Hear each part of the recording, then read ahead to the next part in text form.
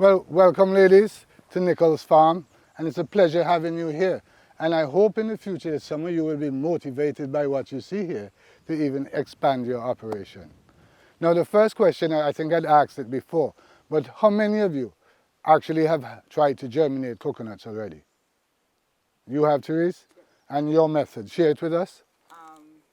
Well, my method, I got the nut, Mm-hmm. and I soak it in some water Mm-hmm.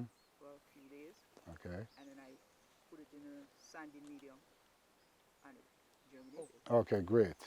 Great. You got it there at the basics of it there.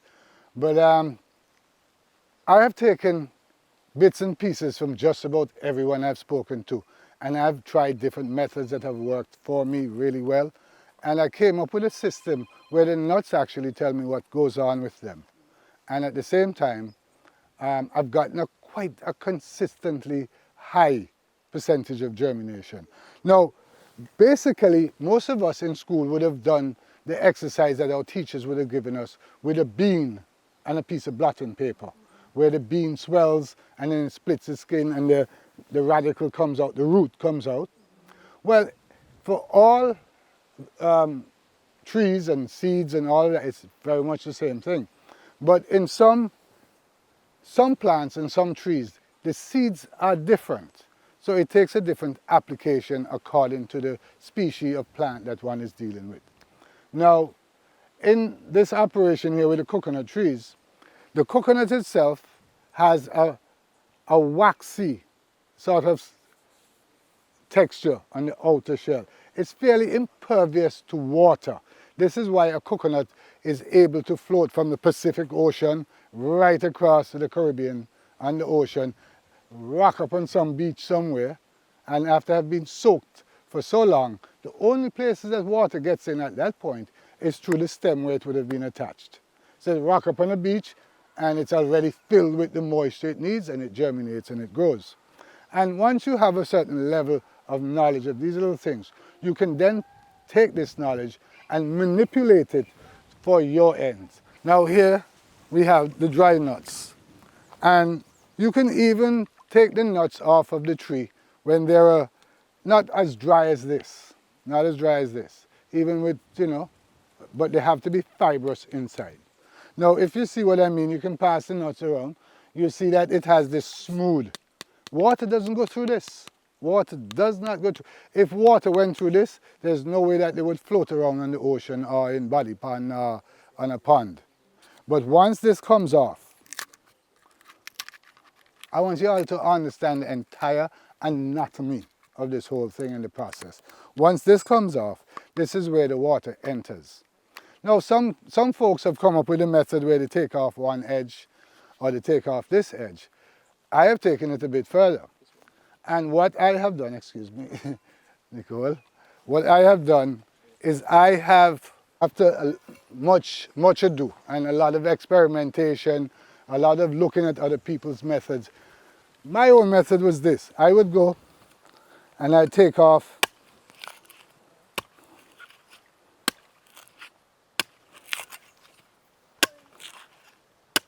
and while you do this, it is important that you never crack the inner shell. What you will remove in here is purely the fiber. If you crack the inner shell there, it will cause it to rot. So I take off the bottom, and not just the bottom, I go a bit further. I take off the top. Don't chop off your finger now. I actually did that at one point in my life. All about coconut. My life seems to be really entangled with coconut. This happened when I was way less than a teenager. So here we go. We got it all stripped down here. And with this method, it means that the absorption of the water will be that much quicker. Now, some people have asked me, what sort of time frame? How many days do I leave it? Some have said, oh, I leave it overnight and I plant it the next day. What I have discovered is the nut tells me when it needs to come out of the bath of water. It's had enough. It lets me know when. And this is the reason I asked you ladies to bring a bucket. That bucket is perfect because it has a a stopper here where you can open it up and you can stick a hose in it. Now, in this second phase here, each of you women are going to get 4 trees, and the nut that you're going to get today is considered the 5th. And you are expected to plant that nut that you get today.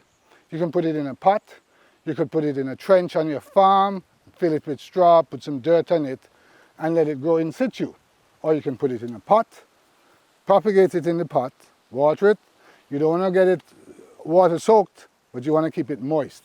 And when it germinates in the pot and it comes up, you let it grow in the pot to whatever time you think you want to put it out, and then you plant it out. Now these nuts, these sprouts that you're going to get now, these 4 sprouts, they're smaller than the big trees, and the reason you got the big trees in the first place are they're not as easy to steal. But these sprouts, you have to guard them, because when you put them in, someone can come along within the same week and just pull them up, because they're still in a shell and they just started rooting. They have not, like the bigger trees, those are, you had to have another person with you to actually pull that operation off.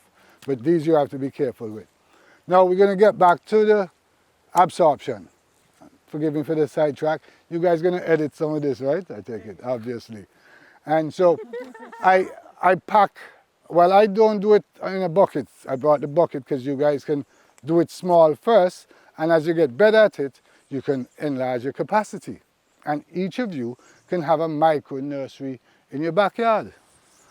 And so we put these nuts in the barrel without water at first. We load it, we stack it down, okay? And you've got to do it this way. There's a reason, because the minute you put the water in and the water come, if they're not packed tight, they start to float right up to the top, and you can't get your lid on. So it's important that you put your stuff in, and you, once you've done that, you put your lid tight, you stick your hose into the top of it, and it fills with water, and it brings this here right up under the cover and has it under pressure. Now every day you go along and you look at your container, and you undo the plug, and you can look into it, and you can see the level where your water is. And in the very beginning, depending on how many nuts you have in your bucket or your barrel, the water level will decrease accordingly. So the water level decreases today. You come along with your hose and you top it up once again. Tomorrow, the water level has fallen again, and again you top it up. And this process goes on until that day when you go and you realize that, okay, I topped you up yesterday and you haven't even budged an inch. So you know what? Time to come out of the bath. And you take it out. And there's several methods for doing the next step. You can actually dig a trench on your farm, fill it with grass, banana leaves, mulchy stuff underneath that will hold moisture. Then you can stack it. And I would suggest when you put your plants out, always remember that this here, the softer pit, this bit up here, this is where the eyes are within. The embryo starts here and it comes up here. So if you place it vertical, yeah, it's amazing, and it's phototropic, the light, it will come straight up, straight through the top.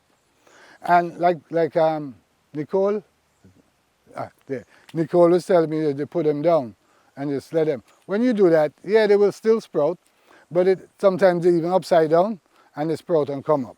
It takes more energy. I don't want to give the plant any more stress than it already have, bursting through the hard shell and all of that. So I make life easy. When I make life easy for it, it comes the way I want it. So you can stack it in a trench, fill it in, and then when you cover it now, you do not cover the entire nut, at least I don't. You just leave this bit sticking up, so it's open to the air. And you keep that moist, but not waterlogged.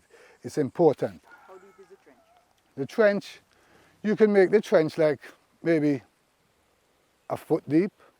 It's just enough that this has some mulch material underneath, right? And then I put the mulch material down below, and then I put the nuts in, stack them close, and what I'll do is I'll take a little bit of soil to fill them in between the nuts, and so that they hold. And once that's done, I then cover them with banana leaves. You can even use the dry coconut branches if you cut them up, and put them down on top, and you keep it really moist. And it all depends, pretty good, depends on how moist you keep it and the condition, it will sprout for you. Therefore, you have more mulch than soil? Or Pardon? You have more mulch than soil? Yeah, probably a bit more, half and half you can make, you know. And what would be really nice is if you had a compost heap somewhere and you had rotted material, that's what I would put on top of it, because that's really, really good stuff. And the minute the sprout comes out, it's actually feeding it, is fertilized as well. So I want interaction, ladies. I want feedback. I want to know, I mean. And how long before you start to see sprouts? Well, my dear, if I was the good Lord, I'd be able to tell you that. But there's some things in life we just have to wait on. It's just the same process like if you ask me how long it's going to take before the nuts are ready to come out of the barrel. That, again, is dependent, because I have some coconuts, right? They're huge. And if we had more time, as we go along, I'll have an opportunity to share. They're huge nuts when you look at them physically. But the coconut, actual coconut inside of all of that is average size. No spectacular size coconut. And the reason you have so many different types is that people traditionally use coconut for many, many things. Some coconuts way back in history were grown specifically for the fiber. And even today, the fiber and cocoa coir and cocoa peat are very important products that later on the cooperative or you women can come together and produce. I don't know. I have a problem with cooperatives. They seem to struggle here. I don't know, people have issues. And I really don't want to be a part of another failed cooperative, you know. So I really do hope that you women look at this positively. I mean, people ask me, why am I doing this? Why am I sharing the knowledge? I grew up as a child here and I saw places like the road coming in here from out the main road, both sides, were just coconut tree, straight up. And don't talk about the properties going in on either side, filled with coconut tree. When you went down to Jolly Beach, Jolly Harbour, where coconut trees. Cades Bay, I mean coconut trees. What we are doing, when I say we, I hope I can say we, right? Doing, we need to forget about personal this and that and so on and see a big picture out there where we would have had a hand in the reforestation of Antigua coconut trees, you know. And you might think, oh, he's talking a lot of bunk. But imagine, how many of us are here today? 3, 6, 9, 10? If each one of you were to give, well, the requirement is 1 nut, Sylvanetta, to pass it on? 10? All right, fine. Imagine that. And you give them to people you know who will appreciate and love this. You give it to your auntie who planted it in her yard. Or this one, and they're going to water it good. They're going to run the water from soakaway. And a tree like that's going to bear you, in 3 years, you're going to have bunches touching the ground. You not only can you sell, but you can germinate. This is why this lesson, this class here is important today. And I mean, I need y'all to really take it seriously. And this is what the end, after the soaking, and it's important to pay attention. You can't say, okay, please, we're not advertising defend the dog food. So, all right, it just happened to be a convenient bag. So, now, if you leave these in the water too long, what will happen? Answer me, ladies. Amen, that's right. And throughout the process, it's important. Can you hear it? Yeah. When selecting a nut, that's very important. If this is not happening, it could probably still germinate, but you don't really want to take the time if you only have a few nuts to waste on that. Well, it depends. So everyone here today is going to get one of these. This is your nut that you're going to go home and you're going to pot, because that has already been prepped for you to save you all the work. So there you go. Those of you who came late, I think I need to demonstrate the process again for you. Select the nut at this stage, and because of the way the coconut is, it does not absorb water through the skin. That's why it's able to float. So to get a high percentage of germination, what we do is you take your cutlass. I have my own fancy tool here. I love the weight of it, and it does wonders. And when you're doing this, you don't want to cut the hard shell of the nut to expose the meat, because if you do so, it's going to cause it to rot. And then some people only take off one edge, some people take off this. I have found that taking off both ends like that creates a faster absorption of the water. And when that happens, you can take it out of the barrel faster, you can put it in your trench faster.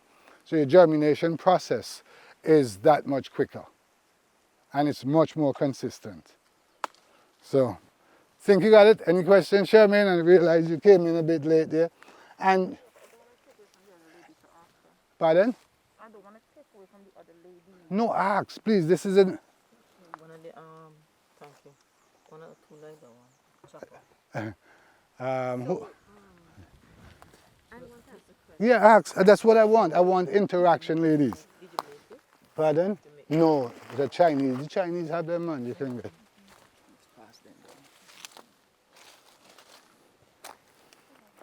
Everyone has one now?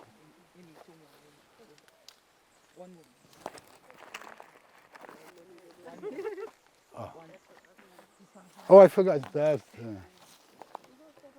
Oh, that's, This one is shaking. you see? You didn't, I didn't get to give you one, okay.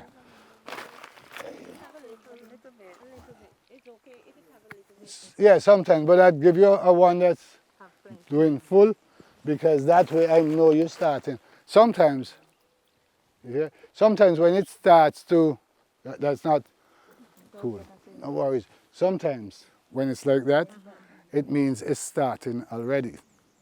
Because I have popped. No.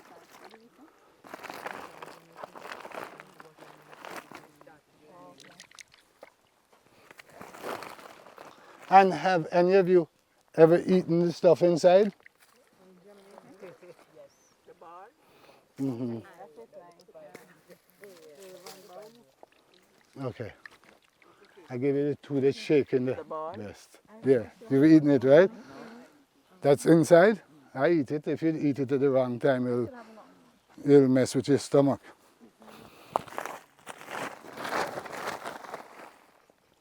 Okay. Right, that's good. I didn't give you one, Darren. Everybody have one now. I tried doing that. And what? You try? The first meeting that you had, Uh-huh. I had four and so if I sold it too long. That happens, you know. That happens. You have to take it off at the right time. You have to monitor it. This is why I went through the process of telling you. How long you leave it? See the question she asked again? Let me answer. Yeah, okay. Mrs. Tweed will deal with you. Well, because you don't want to take the lid off. Once you put the water in, right, anytime you take that lid off, it's going to pop up. Yeah. So you have to stack your nuts. Because you can, listen, you see the 55-gallon drum that come with a lid? And some of them come with a hole in the top of the lid. Man, let me tell you, you can take the ring off, right? The 55-gallon drum. You gotta stack it first. And you can stack them pretty tight when you put them in, roll them in. I mean, ladies, let me tell you out straight. Either trying to, whatever. I mean, you know, I see all of you here, making good money. There's gonna be coconut production gonna be here for years to come. There's not enough trees. Bob, you don't want to buy more, but you see, the money people want to buy from outside. And you see all them story about bringing in from Belize. There's a problem with Let me tell you something. You see those trees? Those trees come from a continental. The climate, even though it's trapped. All right, Therese, leave it alone. I believe this is my personal belief, that there are other guys like myself on this island, given the go ahead and the whatever, we could do this stuff. We could produce enough coconut material, genetic-wise, for Antigua's purposes. And one of my goals is not just producing the coconut trees that produce the drinking water. While that is important, like for wellness and our kidney flushes and all of that, if you look at our diet as a people, culturally, we have, starting on the sugar end, we have sugar cake. Then we go on the say we have dukana. We got, we call it something shaped kind of like a half moon. With the coconut inside, come on ladies, coconut tart. And then you got the one with the red. And then, I mean, y'all help me, y'all the ladies to do these things. There's some, and hey, we name they can just have bun with coconut inside the bun. So, a coconut dumpling, I love a coconut dumpling. Coconut bread. I mean, so you see the point. And now they have, I mean, you can make your own coconut milk if you want to be really health conscious. So you see the coconut oil. And I was speaking earlier to the ladies about that because I have a small machine that cold presses the oil. But animal cooperative, this cooperative, that you go check them. How many of them exist? Y'all tell me. Miss Charles, you tell me. You been, Miss Charles laughing. She knows what I'm, Miss Tweedy, yes ma'am? What I'd like to find out from the start. You feel the difference in that nut? Yes, you could feel the weight. Yeah. From the start to tree blossoming, roughly about what? That could be 3 years. But it's what you put in. You can't just put it in the ground and nothing happen. I'm about to go into serious debt again just for water here. I had a guy out here today, right? I was just looking at this because when I look at this, for me it's not just having the water, it's the delivery of the water because energy costs, you see how many, it's hundreds of trees here, you know, ladies. And for me, I have to think of things like pumping water uphill, then using gravity to feed. And you know, we're all here as a collective, as a group. You women, and I guess me, the cameraman, the man here. But the point is that sharing our knowledge with each other, we can make life much easier and much more progressive. I find too often members of a cooperative seem to think that the cooperative is there to give handouts. A properly run cooperative, like the St. John's Cooperative, Antigua Beekeepers Cooperative, you ought to buy shares in it. And when you buy shares, you're actually a member and you're part of a business and you should really get dividends. But I don't think there has ever been a cooperative here that has ever paid dividends. I have issues with a cooperative right now because I'd like to get back my share money and all kind of something. And if they read the bylaws, they would realize they would realize that they're violating a lot of the cooperative rules. Yes, there is, yes. Germination by seed is good. What about doing the actual breeding? You can... Oh, Therese, to do the actual breeding, there are several methods of approach. Some people do it in a lab, and now with cloning technology and all of that. But I personally do not believe in that. I believe in old school. And to do what you're asking, it takes certain levels of skill. Not levels of skill alone. You need those tiny little creatures that God created, the bees. And as insignificant as they may look, if they die tomorrow, we follow. Now, if you want, you see in Christian Valley, I've been able to do things here that I couldn't do anywhere else. Because just about all of the trees, look around. Do you see any other coconut trees but what's on Nichols' farm, basically? Look around. Yeah, and that one over there I've researched it and studied. It's not a West Indian tall. It's a Malaysian, because some people did plant them. And this is another thing I want you all to learn. I can't teach it to you overnight, is selection of genetics by looking at the plant. I have a West Indian tall up there, and it was inundated by pollen from the Malaysian. And out of that, there's a tree that I planted in here that has me doubtful. That one right there. You got 1, 2, 3. That one, right? That one is supposed to be a Malaysian, but that one actually has more genes in it of a West Indian tall. That one is another cross. So some funky things have been going on at this place. Praise the Lord. Because what is going to happen, bit by bit, the resistant genetics within the Malaysian dwarf, the Malaysian palm, will go into the West Indian tall, and the nuts that come out of those and grow onwards. Here I have second and third generations of plants, Malaysians, and they have grown and borne fruit consistent to the mother palm. And believe it or not, lady, this might sound like a tall tale, but everything you see here came out of one coconut tree. One coconut tree. You ladies got to start up here with 5. Have you moved your trees yet? They need to be moved. Bernard, Urgently. question. You're familiar with Patterson, your farmer? Pardon? Patterson, farmer.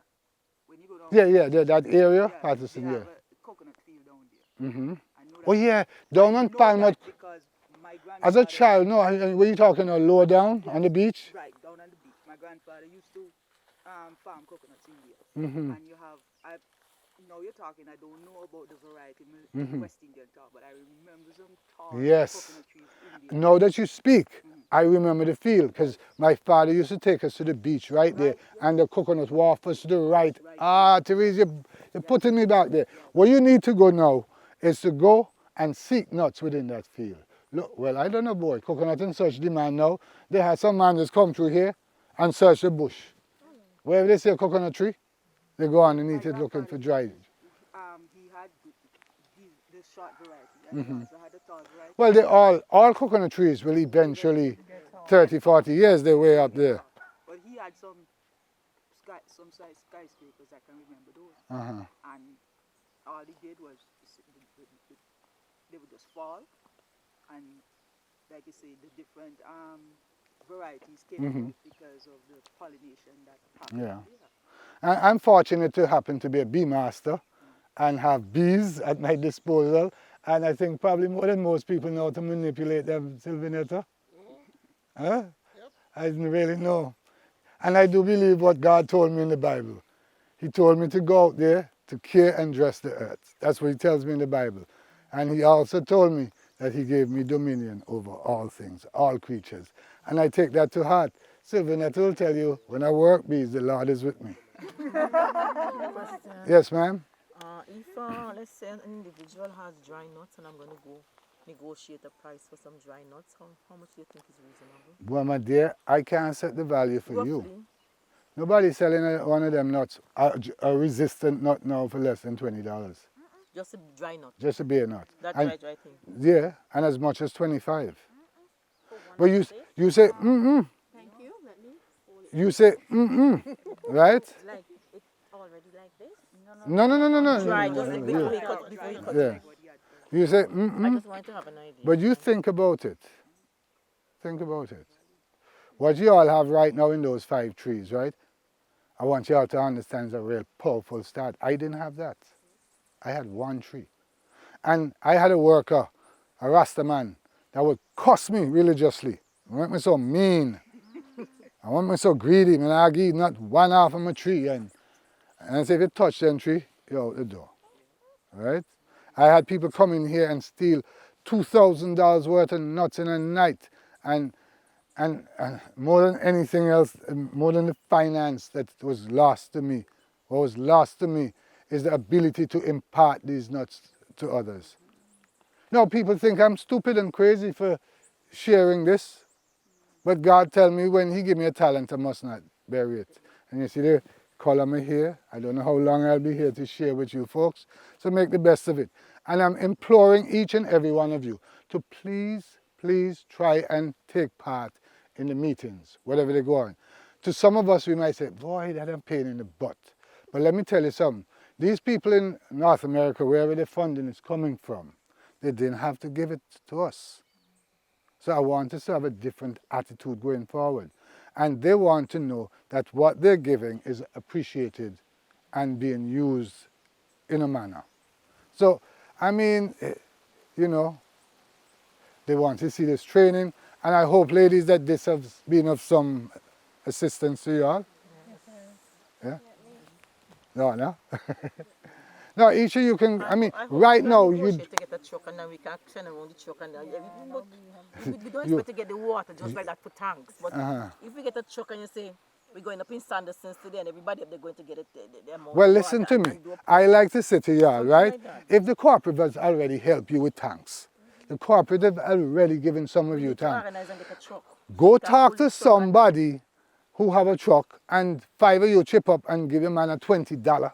He put a tank of water, he drop some for you, some for this. Some. This is how we have to work. This is why we are called a cooperative. That's why we're called so.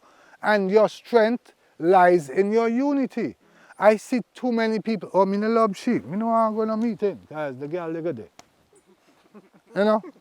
Me no want to talk to you today because let me tell you, there are personalities in the group that I don't care for. But I have to ask the Lord to help me with my faults, with my failings. I have to overcome that. And I have to see the bigger picture. I have to look at Sherman's girls down the road when they're getting married. They tell the husband, Mommy, plant that, you know. You're drinking nut off of that. You see all them? Mommy, plant that. That's what I want to hear. I want Lana to say, boy, blessed the day that me joined this your cooperative. I wonder what else they have to give me. No.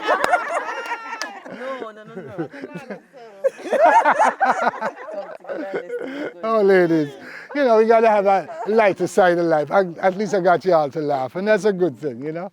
So, Okay, so brother, as a